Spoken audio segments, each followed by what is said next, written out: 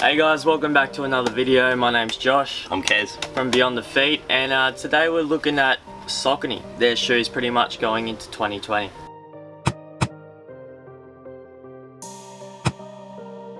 So in this video we're going to cover Saucony's range coming into 2020. These are basically most of their core shoes. You'd probably feature the Damma ISO 3 in there. We just don't have a pair with us since they're not released yet, but this is their core range, and we're just going to pinpoint the differences between shoes. What are some of the similarities they have? Most of these are kind of that brother sister. They've just got different tech in them to make them that different shoe. Starting with the Saucony Ride ISO 2. So this is their bang for buck $200 neutral running shoe. Nice fast shoe, at the same time you can do a lot of K's in, so anywhere from 5 kilometers all the way up to that half, or even you'd be pushing for that full marathon in this guy. It is very soft and responsive all the way through. So we're running with an 8mm drop. That's kind of that nice happy point for Saucony at the moment. Not too much under the heel, but still enough to kind of get you onto that midfoot or forefoot and that nice flexible toe off. Now this is for a neutral runner, so it is a little bit more flexible running throughout. Still has that nice firm heel counter around the back. We're running with those ISO fingers across the midfoot area, so they lock you in. In the new iteration of a lot of the Saucony, they have got rid of that. However, with the Ride ISO 2, they still have that ISO fit. Looking at your outer sole first to start with, so you got that crystallized rubber in the forefoot, and then your higher abrasive pads on your forefoot and also your heel area. So a little bit more durable in those areas if you do heel strike a bit more, or if you do toe off quite strong. Looking at the midsole in the Ride ISO 2, so you got a top sole of Everrun coupled with that power foam running throughout. It makes that nice soft responsive feel underneath. With that Everrun on top, it will kind of create that nice energized snapback without being affected by temperature at all. So moving on to the Ride ISO 2's brother, this is a Guide 13. So quite similar characteristics with these shoes. This is just your stable version compared to your Ride ISO being that neutral version. So I'll run you through the shoe firstly. Very similar outsole on both of these shoes. This just doesn't have that crystallized rubber. In some of their sample versions this was crystallized, but they just have gone for the air-blown rubber. High abrasive pads in your heel as well as your toe off. So this makes for a durable outsole. Slightly bit more of that high abrasive pad on that medial side, so people that do tend to roll in, which this shoe is built for, they just have a higher abrasive pad on that medial side, so you're not wearing down that rubber as quick. Slightly bit more of the bevel on that heel compared to the Ride ISO 2. With people pronating, they do generally heel strike. Makes that transition onto that midfoot a lot easier. What is the stability system in the Guide 13?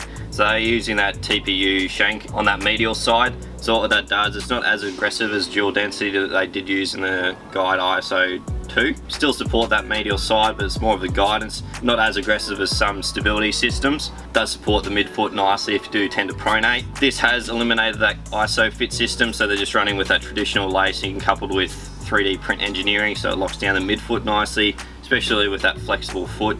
You don't want the upper to be too sloppy. The thing that they probably could have improved on this is just having that gusseted tongue. It is a detached tongue, but it does have that lace loop there from it slipping to that lateral slot side. Nice firm heel, quite a bit firmer than the Ride ISO 2. Just being that stability shoe, does have a bit more of a stiffer rear of the foot, whereas the Ride ISO 2 is a bit more flexible. With the midsole they are using that power run, so a bit different to the power foam. This does have thermoplastic in it, so it's not going to break down over time, and temperature changes don't affect the actual cushioning itself. So yeah, coming in at that $200, if you want that kind of good bang for buck running shoe that you can do a lot of K's in, if you're someone who pronates, go for the Guide. If you're someone who's quite neutral, wants that little bit of a faster shoe, go for the Saucony Ride ISO 2.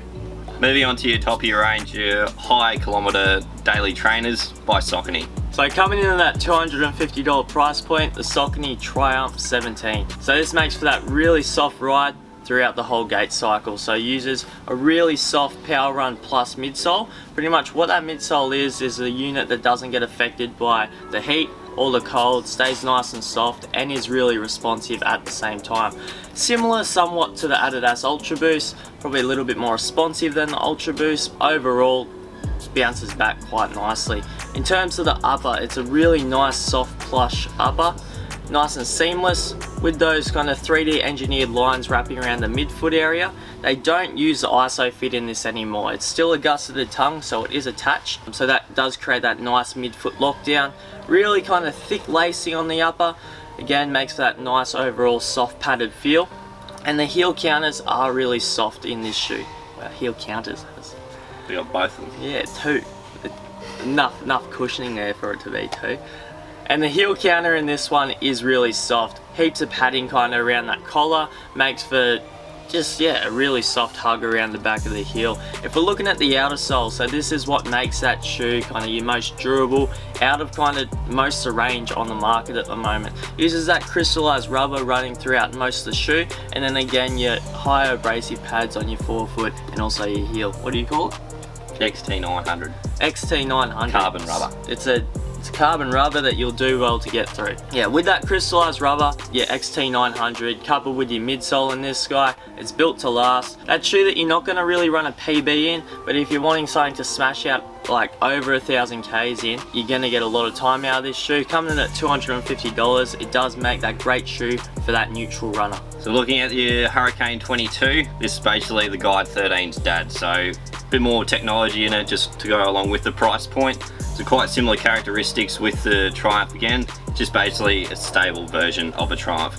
Both of these fit quite similar, fit true to size, very plush overall fit on the upper. So the key differences basically is what's underneath the foot and a slight bit of difference on the upper, just how they've engineered and made the upper stable. So key differences in the outsoles with the Hurricane 22 compared to the Triumph 17 is your crash pads. Strategically placed if you are that forefoot pronator, slightly bit more of a higher abrasive pad on that medial side of your forefoot, so it just makes for a longer lasting outsole. Crystallized rubber in between the crash pads, just going to make for that durable outsole the whole way through your life of the shoe. Since this is a stability shoe, the crystallize is fully attached the whole way through, unlike the Triumph 17, just allowing that bit more flexibility. Since someone running in that stability shoe, they got quite a flexible foot themselves, or they should. This does have just that one piece crystallized outsole, a bit more durable over that medial side where the stability system is coming into play.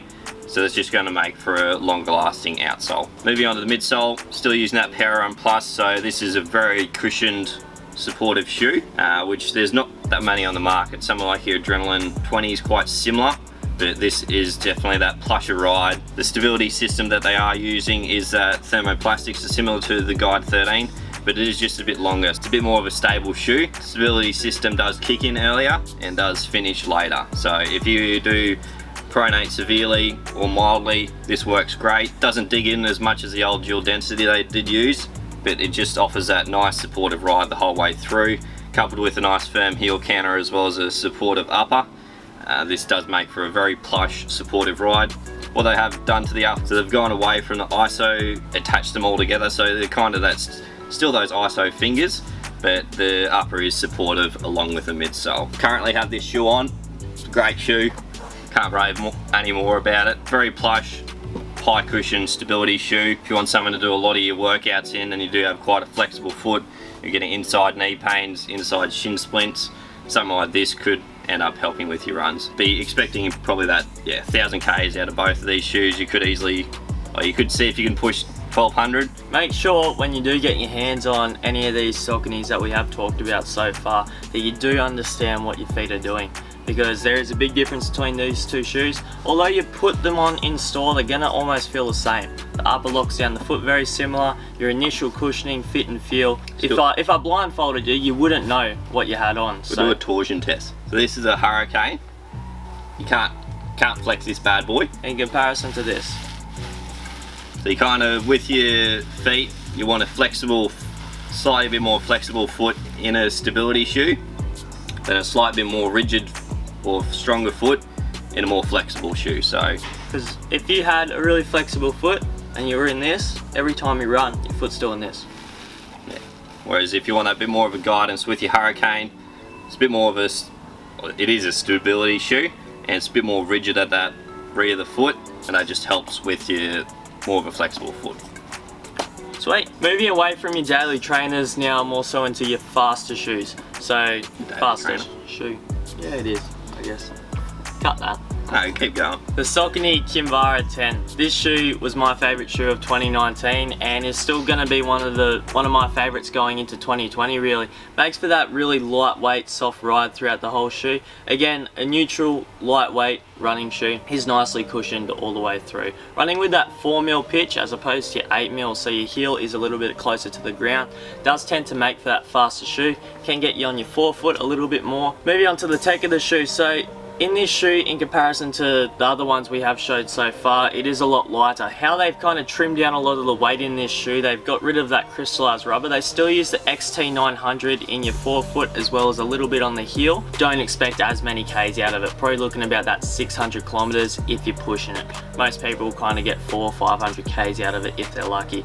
Still enough cushioning in the shoe to get you from 5 kilometers all the way up to that half marathon. You'd probably be pushing to get a full marathon out of this shoe. That's where I'd also recommend one of the other ones. However, it is really lightweight and fast. The cushioning they use is that power foam. In the new one, they're going to be looking at using the Power Run, which they did use in the guide. So keen to see what the Saucony Kinvara 11 does look like. It will make for that nice, probably faster shoe, a bit more responsive. However, with this one that's on the market at the moment, nice seamless upper wrapping around the forefoot area. It doesn't use an ISO fit, but still a nice gusseted tongue. Got these little pads at the heel to kind of lock in your heel as well. A little bit more of a flexible heel counter, however it still does have one in there. If you need that little bit more structure though, I would point you towards some of the other ones we have reviewed. Coming in at $190 Australian, this shoe does make for that great bang for buck shoe. Keep in mind though, you will go through it a little bit quicker. If you want something a little bit more durable, I point you towards the Ride ISO 2. Josh is currently wearing one as well. Yeah. Here goes his hammy. Good shoe. So this is basically your core range coming into 2020 by Saucony. If you want us to take a bit more of an in-depth approach to the Echelon or the Omni series, so that is a kind of motion control, the stable neutral shoe as well as a high stability shoe, let us know in the comments. We got a heap of information on that as well. It just kind of is that a bit different compared to just these runners. If you have any more questions about what's in these shoes, we personally love the brand, have done for quite a while now. You probably see us being a bit biased on this brand, but that's just because they do make great shoes. Quick disclaimer, we're not getting paid to say any of this. So Saucony, we both wear them day to day because we love them. There is some trail range that Saucony do as well. A couple other lighter weight, faster shoes like race day shoes and things like this. Again, these are the core range, daily trainers. Use them to just go jogging in really. We've just started up the Strava Club. Link will be in the description. Get on board that. Come and join the community. If you want to follow a few behind the scenes, we've got an Instagram as well. If you want to keep updated with what we're doing, just do that stock standard YouTube stuff. Like, subscribe, all that jargon, and we'll see you in another video. Catch you later, mate. Peace. So starting off with the Saucony Ride ISO 2. So Going to do that again. Fucking hell. Jesus. One sec. Saucony Ride ISO 2. There we go.